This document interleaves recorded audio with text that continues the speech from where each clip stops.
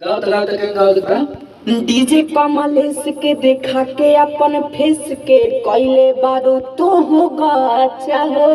अच्छा कहत बाटे शुभम सोना, कहत बाटे शुभम सोना, कहियो तो खुली साच हो।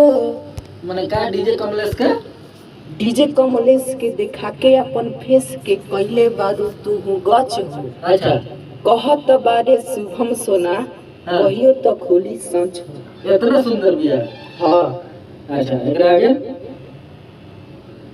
लागता दीवाना से हरे जाके पाटब।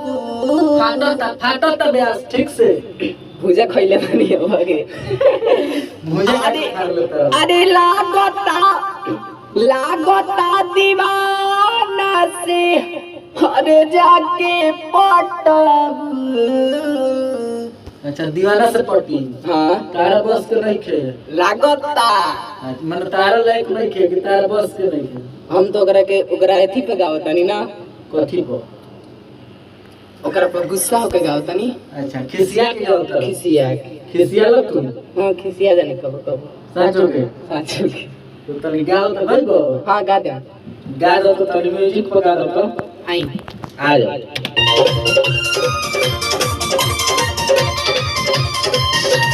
डीजे कमलेश के देखा के अपन फेस के कइले बारू तू बचाओ।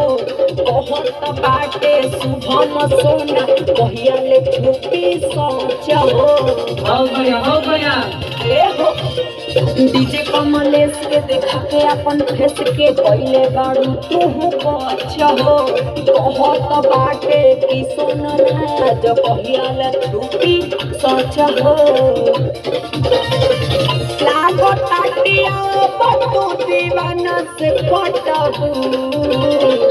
लागताटिया बटू दीवाना से पटबू।